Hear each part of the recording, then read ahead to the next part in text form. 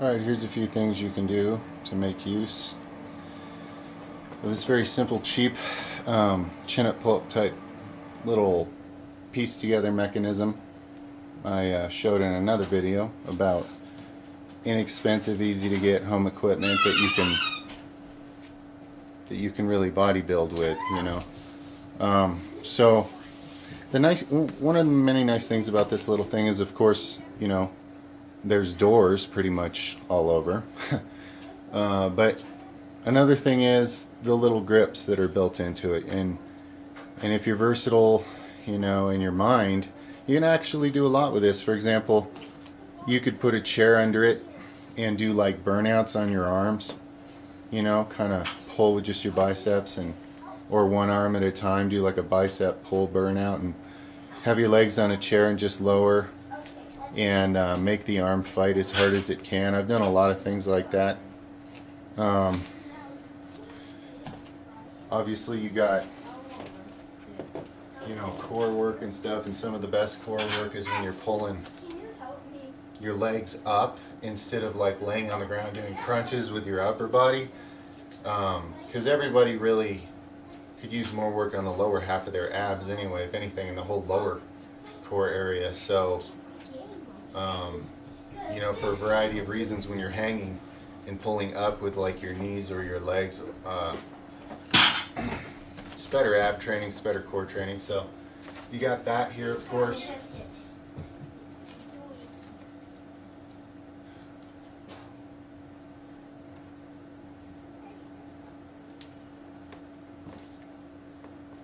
I wouldn't go like weighted, depending on what your doorway is. The bar, I don't know what it could hold. I've had 50 pounds extra weight on me probably on this, and that's never been a problem. But anyway, like I was saying before, depending on how high your door is and how tall you are, you might want to stand on something or whatever. But you can, one thing I've enjoyed doing that's actually worked for me in times when I was working a lot on arms was just kind of holding it like this, coming up high, and then resisting, you know, very slowly, and just kind of hanging and lowering the weight on your bicep, and then, you know, you push only just enough with your legs to help you to bring it back up, and then you take the support away, you fight it, so you can do like negative burnout sets on your arms.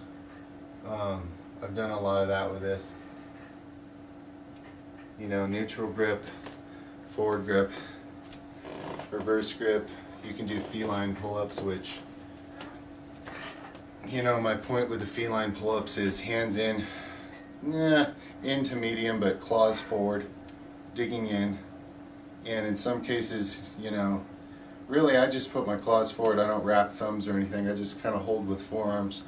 But, you know, the exercise, the point of it is to arch back as far as you can while you're hanging there. And as you pull and do pull-ups like that, it pulls a lot harder with your lower lats, okay? And gives them more depth. And as Phil from Fit World Exposed would say, training for thickness on your back, you will get the width. It's always very smart to train for thickness, because a lot of people can end up being pretty wide but totally lack the thickness, the 3D effect, the popping, you know, amazing things that back muscles look like coming off your back further. Very impressive effect that has. So, you know, tweaking the way you do something. If I was going to do a whole workout with just this, which I have done plenty of times, today I'm filming another by the day, which for the sake of everyone, I'm going to go ahead and use, you know, Muscle Dungeon for that. But I have done workouts with nothing but this bar, and it would be like a 20 set type of thing, and it would be very, very challenging. Sometimes I'd be changing grips, other times I'd be just focusing on one grip. And if I focused, for example, on feline pull-ups for a full 20 sets, I'd have a very sore, very challenged, and very much growing set of lats. Other muscles too, but especially lats, and you'd feel it more, and it would develop more in the lower lats. So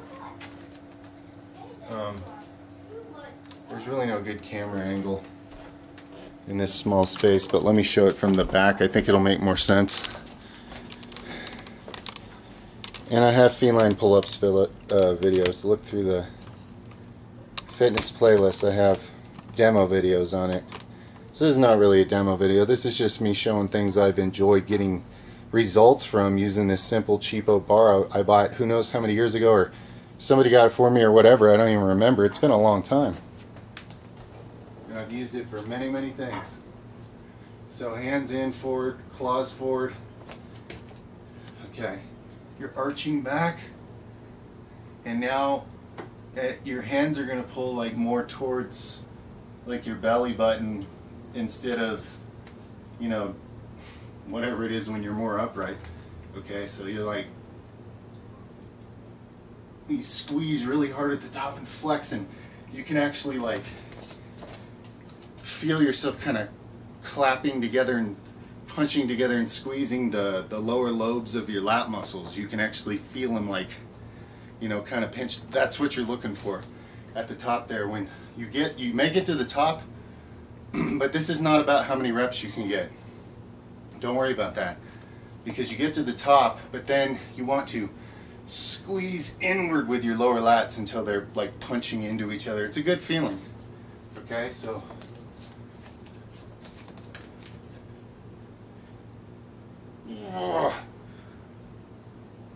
oh yeah, you can flex really hard and pinch inward. That's an amazing, powerful move, and this cheapo bar is fine for it. You know, it works great. And I could sit here and do 20 sets of that in my doorway, which I've done plenty of times, and get good results, good gains from it. Okay, just as real a muscle as you'd get from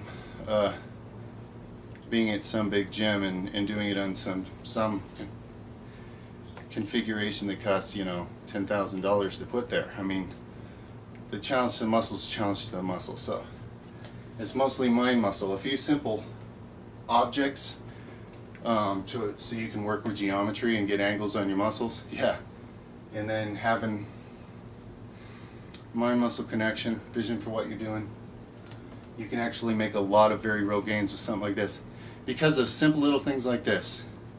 I haven't had to go to public gyms and get thrown out and get chewed out by 900-year-old ladies that don't even know who they're, like, what they're talking about, you know. But I mean, just, you know what I mean, like, because of simple things like this and using your mind to train your body, it's amazing what you can do. So yeah, I mean, I prefer to, of course, have a power rack, go crazy with a lot of different angles with big weights and lots of plates and stuff, but that takes a while to accumulate. And, you know, in the meantime, a person could be making a lot of gains with something like this.